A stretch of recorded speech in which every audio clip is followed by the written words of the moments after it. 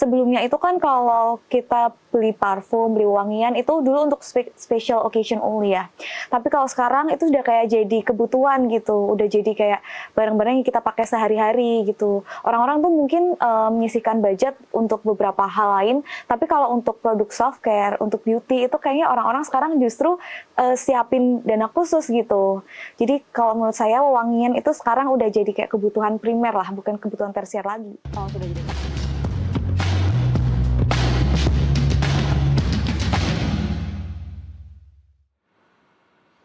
Pemirsa, parfum lokal kini tak lagi sekedar alternatif. Dengan kualitas yang semakin bersaing dan pilihan aroma yang beragam, produk dalam negeri mulai mencuri perhatian pecinta wewangian.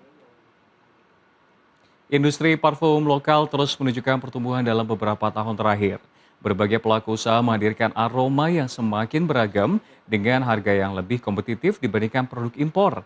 Tak hanya menawarkan wangi yang sesuai karakter masyarakat Indonesia, parfum lokal juga hadir dengan kemasan dan konsep yang semakin inovatif. Selain mengandalkan kualitas produk, pelaku industri turut memanfaatkan platform digital untuk memperluas jangkauan pasar dan mendekatkan produk kepada konsumen. Kondisi ini membuat parfum lokal semakin diminati dan mampu bersaing di tengah tingginya minat masyarakat terhadap produk perawatan diri.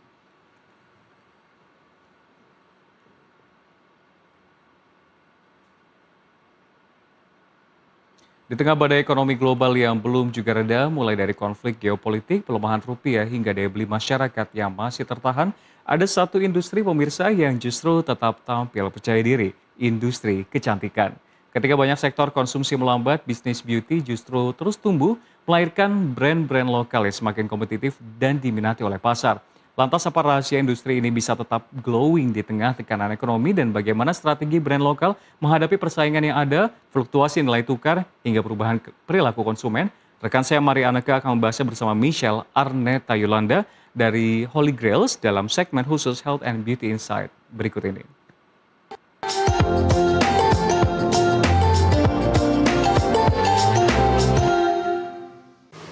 Ya pemirsa, di tengah gempuran dari global, pertukaran kurs yang juga semakin lemah untuk rupiah, kita lihat daya beli dari masyarakat ini semakin volatile. Tapi bagaimana dengan industri wewangian yang sepertinya semakin bertumbuh di masyarakat? Dan untuk membahasnya saya sudah bersama dengan salah satu founder wewangian yaitu Holy Grails, yaitu ada Michelle Arneta Yolanda di sini. Hai Michelle, selamat datang. Halo, selamat kenal.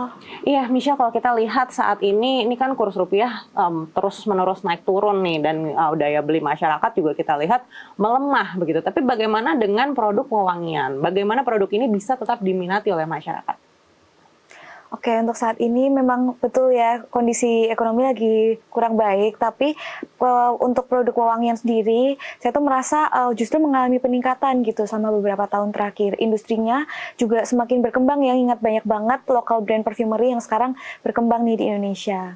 Boleh tahu kenapa sih alasannya? Apalagi kalau sekarang nih banyak sekali brand-brand lokal yang bertumbuh dan pasarnya justru bergeser nih dari skincare ke wewangian atau ke perfume gitu. Kenapa sih? Ya, kayak lagi tren gitu ya untuk wewangian.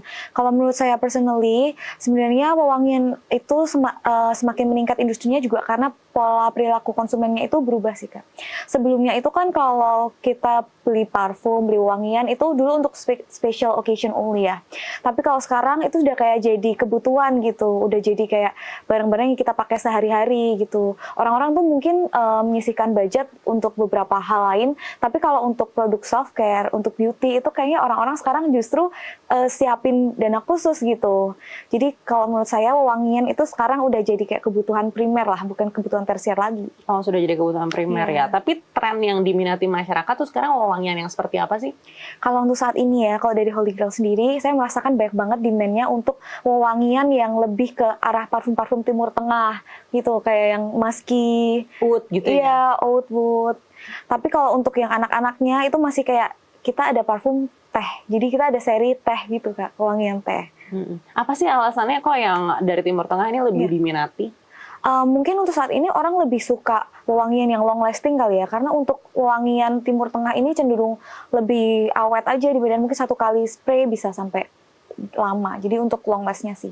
Oh, jadi faktor ketahanan atau Iya, itu jadi yang periode itu pertama. jadi Iya, kriteria betul. utama orang memilih Betul, pewangian. iya kalau di tahun 2020 dulu waktu Holy Grails awal punya produk yang rame itu body mist, jadi orang suka semprot-semprot banyak gitu. Tapi untuk sekarang saya melihat trennya itu berubah ke extract. Jadi untuk brand-brand parfum sekarang tuh berlomba-lomba untuk bikin parfum extract gitu dengan konsentrasi aroma yang setinggi mungkin. Jadi Holy Grails juga mengikutinya sih sebenarnya. Kita bikin extract oil 25%, 30% gitu. Tapi kan semakin banyak juga nih brand yang mungkin menjual khas Timur Tengah gitu atau wangian yang serupa begitu. Apa yang bisa membuat Holy Grails ini tetap ada pasarnya begitu dengan banyaknya kompetisi? Iya, bahkan sebenarnya brand-brand dari Timur Tengah sendiri itu banyak banget yang masuk ke Indonesia gitu. Tapi untuk Holy Grail sendiri kita kasih twist dengan cara kita bikin wangian yang nuansanya Jawa gitu. Justru kita oke, parfum Timur Tengah apa sih yang diminatin? Ternyata kan aromanya satu long lasting, aroma oud, woody gitu. Nah, kita ambil yang diminati itu, kita twist dengan ciri khas Indonesia sendiri. Jadi kita bikin wewangian yang Jawa dengan notes-notes seperti Timur Tengah gitu. Rempah gitu. Oh, ciri khasnya Jawa tuh seperti apa? Apalagi kan Jawa ini kan luas sekali, Iya. pasti banyak banget rempahnya. Wangiannya juga mungkin khasnya juga sangat beragam gitu. Terus yang dipilih oleh Holy Grails tuh yang seperti apa? Nah, kebetulan untuk 17 Agustus nanti ini yang saya bahas ini akan launching. Kita kasih nama produknya itu Java Sfarna. Karena kita tuh mengangkat tema Jawa khususnya rempah karena kebetulan kan saya ini lahir di Temanggung. Temanggung itu kota tembakau gitu kan. Nah, kita inspired dari tembakau Temanggung dan juga cengkeh untuk menjadi notes utama dari wangian ini. Baik, tapi gimana sih caranya untuk memulai bisnis fragrance ini gitu? Boleh diceritain nggak kalau Holy Grails ini apakah dari awalnya memang sudah fokus pada fragrance? Nah, sebenarnya kalau Holy Grails ini menarik banget karena kita tuh awalnya bukan brand perfumery gitu. Kita tuh awalnya justru bermula dari skincare. Jadi di tahun 2019 saya memulai bisnis Holy Grail ini awalnya homemade aja, home industry gitu bersama mama saya di rumah untuk bikin masker organik dari oat bedak dingin seperti itu. Nah, untuk saat ini kita memang beralih ke perfumery karena melihat peluang di situ sih, dan juga karena market skincare sekarang udah sangat saturated ya, banyak banget brand-brand lokal yang juga bagus-bagus, brand-brand dari luar juga yang masuk ke Indonesia. Baik, tadi katanya ada brand-brand dari lokal dan ada brand-brand dari luar juga. Tapi yang lebih kompetitif itu yang seperti apa sih sampai akhirnya Holy Grails ini memutuskan untuk meninggalkan bisnis skincare? Kalau dari pengalaman saya pribadi, saya mengalami struggling untuk bersaing dengan produk dari Cina, ya karena waktu zaman dulu sih regulasinya masih agak sulit ya untuk BPOM, belum terlalu ketat gitu. Untuk sekarang sih saya rasa sudah lumayan ya, produk-produk Cina udah pada mengikuti regulasi di sini untuk BPOM, halal dan lain-lain. Tapi pada saat itu memang belum, jadi saya mengalami struggling untuk bisa bersaing dengan Cina yang of course harganya sangat-sangat murah ya. Apakah harga ini jadi komponen pertama juga yang dilirik oleh masyarakat saat ini? Betul. Menurut saya saat ini orang-orang justru sensitif harga sekali ya. Jadi selisih 1-2 ribu itu bisa bikin orang bisa beralih. Cuman menurut saya sih kualitas tetap nomor satu ya. Jadi kualitas itu seperti kayak investasi jangka panjang saya gitu, supaya orang kembali lagi. Wah, kalau 1.000-2.000 saja ini customer-nya sudah berpaling, bagaimana dengan kondisi harga yang saat ini naik turun, apalagi bahan bakunya juga banyak yang dari impor? Betul, untuk saat ini saya yakin semua lokal brand pasti mengalami struggling yang sama. Ada kenaikan biaya HPP, baik untuk produk bahan baku dari Indonesia maupun dari luar, dan juga kenaikan biaya seperti marketplace, biaya admin, dan segala macam. Akhirnya untuk Holy Grail sendiri, karena tidak bisa menanggung semuanya sendirian, kenaikan HPP itu sekitar 7% untuk bahan baku dan lebih dari 20% untuk kemasan, seperti untuk box, botol. Dan itu terjadi di tahun ini ya, karena memang kondisi ekonominya parah sekali dan rupiah juga melemah. Maka dari itu Holy Grail mengambil keputusan yang cukup berat ya untuk menaikkan harga di pertengahan tahun 2026 ini. Tapi untungnya hampir semua lokal brand juga melakukan hal yang sama karena kita semua mengalami isu yang sama gitu. Dan pembeli saya rasa paham sih kenapa brand mengambil keputusan ini karena kita harus menjaga kualitas kita kan, kembali lagi karena menurut saya kualitas itu investasi jangka panjang. Jadi daripada saya menurunkan kualitas saya, jadi oke lah harga naik, saya rasa konsumen juga pasti bakal paham. Baik, kita tahu juga di marketplace ini udah mulai ada isu-isu kenaikan biaya layanan. Lalu ini seperti apa mempengaruhi Holy Grail? Jujur menurut saya sedikit banyak sangat mempengaruhi ya. Cuman kembali lagi karena local brand ini sama-sama kita sepakat untuk mempertahankan kualitas dan semoga ini kan berdampak keputusan yang baik ya untuk local brand Indonesia supaya bisa berkembang. Jadi ya untuk saat ini sih masih baik-baik saja dan sebenarnya saya mengalami penurunan penjualan hingga 30% di 1 minggu pertama saat menaikkan harga. Tapi setelah saya lihat ini kan sudah berjalan 2-3 bulan setelah kenaikan harga tersebut, pembelian mulai kembali stabil lagi. Jadi Kenaikan harganya berapa persen sih kalau boleh tahu? Untuk Holy Grail sendiri kita di 20-25%. Oh 20%, jadi cukup banyak cukup ya. signifikan gitu Ya, bahkan untuk produk yang cukup murah, body mist Holy Grails itu kan mulai dari harga 22.000. Sekarang kita harus pasang harga di 30.000. Jadi kenaikannya cukup signifikan ya, 35% lebih. Baik, kita akan bahas lebih dalam lagi usai jeda. Tetaplah bersama kami di Health and Beauty Insight.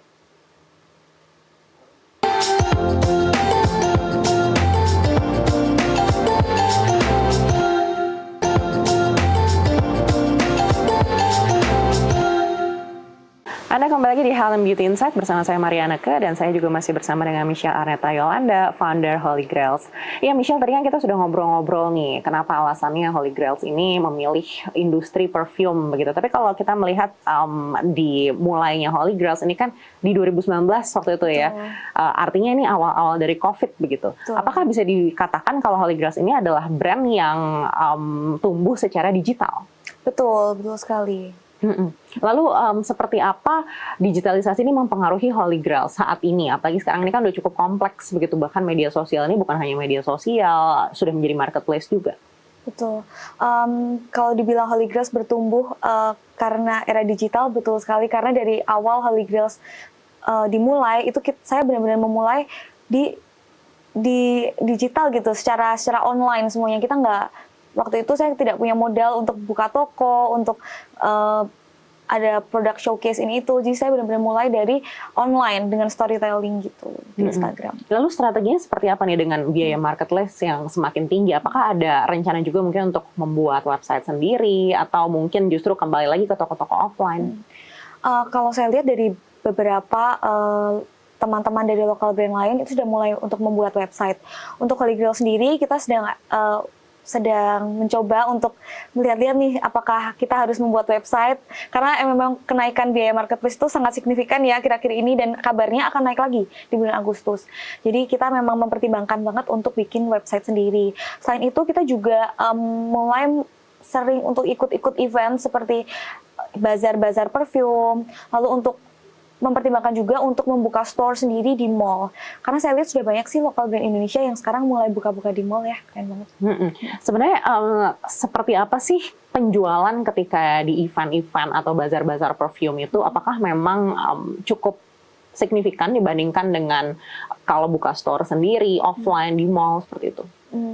Kalau dari pengalaman saya, untuk Holy Grails di bazar-bazar ini, wah oke banget karena benar-benar kita bisa nggak cuman kita jualan, tapi kita juga bisa menjangkau customer baru gitu. Orang-orang yang tadinya mungkin nggak terlalu into social media, jadi bisa, oh ini brand apa ya, boothnya kok lucu, jadi dia coba-coba di situ. Dan juga untuk pembeli yang existing sendiri mendapatkan experience yang baru gitu, karena bisa berinteraksi dengan kita tim-tim Holy Grails dan juga bisa mencoba secara langsung di situ, dapat personal experience gitu. Oh, personal experience ya. Apakah ini jadi strategi Holy Grails ke depannya untuk bisa menjangkau customer?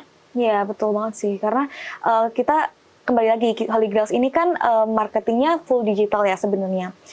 Tapi saya melihat kalau untuk kita buka offline store, booth gitu, kita juga justru dapat konten lagi. Jadi sangat win-win ya. Untuk dari sisi customer, jadi bisa dapat personal experience sendiri. Dari Holy Grails juga bisa mendengar secara langsung gitu. Customer, ternyata preferensinya seperti ini. Saat ini customer suka yang seperti ini. Gitu. Kalau tingkat kompetisinya di antara perfume lokal tuh saat ini seperti apa sih kalau boleh di-share ke pemirsa? Nah, sebenarnya menurut saya sih sekarang super saturated ya, dalam 1 bulan aja mungkin ada puluhan brand parfum baru gitu. Nggak seperti zaman dulu ya, waktu Holy Grails awal-awal itu mungkin bisa dihitung jari lah brand lokal. Untuk saat ini memang sudah sangat banyak, tapi di sisi lain saya juga sebagai pelaku usaha di bidang local brand perfume ini bangga gitu lihat sekarang banyak banget local brand perfume yang benar-benar bagus-bagus, dan juga kita bersaing secara sehat aja sih. Boleh di-share nggak sih ke pemirsa yang mungkin saat ini nonton dan terinspirasi untuk bikin brand perfume juga gitu. Sebenarnya untuk memulai membuat brand perfume itu dibutuhkan modal di kisaran berapa sih? Nah, sebenarnya untuk membuat sebuah brand di Indonesia, saya sih bersyukur banget ya jadi orang Indonesia, karena benar-benar regulasinya itu menurut saya mendukung sekali untuk warganya membuat usaha gitu, untuk membuat local brand. Banyak teman-teman saya dari luar negeri kayak bilang, wah enak banget ya tinggal di Indonesia, pemerintahnya seperti mensupport gitu. Karena jujur untuk membuat brand sendiri di Indonesia menurut saya sangat terjangkau, bahkan di harga mungkin under, kalau saya boleh sebut angkanya, di under 50 juta itu mungkin sudah bisa untuk kita membuat sebuah produk. Selain itu karena sekarang ini kan zamannya digital ya, online, untuk biaya marketing, biaya promosi ini itu tuh menurut saya bisa sangat dipangkas gitu. Seperti Holy Grails waktu awal kita bahkan nggak sampai berpikir ke situ gitu, kita benar-benar pure produksi sendiri gitu. Tapi bagaimana dengan R&D-nya? Apalagi kan penting banget nih untuk tahu customer tuh ingin nuangin yang seperti apa, lalu juga apakah bahannya ini aman gitu. Apakah tadi jumlah yang disebutkan oleh Michelle ini sudah termasuk dari R&D-nya juga? Sudah, dan saat ini juga banyak banget maklon-maklon yang bisa memproduksi skincare ataupun perfume dengan MOQ yang sangat rendah, kuantiti yang sangat rendah gitu. Untuk BPOM sendiri juga menurut saya sangat terjangkau ya, untuk BPOM parfum itu di 2 juta saja per SKU-nya. Baik, dan untuk pemirsa di rumah nih yang mungkin sedang membangun brandnya sendiri, ada tips-tips apa yang bisa di-share oleh Michelle? Menurut saya sekarang ini banyak banget peluang di era digital ini untuk misal kita tidak punya modal yang terlalu banyak, saat ini di Indonesia ini sangat mudah ya untuk kita bisa melakukan promosi sendiri, baik melalui personal branding atau brand kita sendiri gitu. Sangat dimudahkan sih sebenarnya. Tapi apa saja hal yang mungkin harus diwaspadai berkaca dari kesalahan yang mungkin pernah dilakukan oleh Michelle, apa yang harus diwaspadai oleh pemirsa?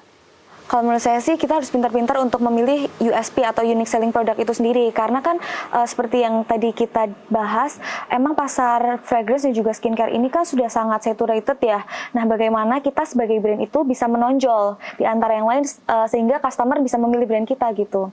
Selain itu mungkin kalau boleh sedikit kasih tips, menurut saya sih konsumen zaman sekarang itu lebih didriven oleh personal experience dan juga rasa dari brand tersebut gitu, cerita dari brand tersebut. Jadi kita sebagai brand harus bisa ya menyampaikan USP produk kita dan juga menyampaikan storytelling dari produk kita sendiri.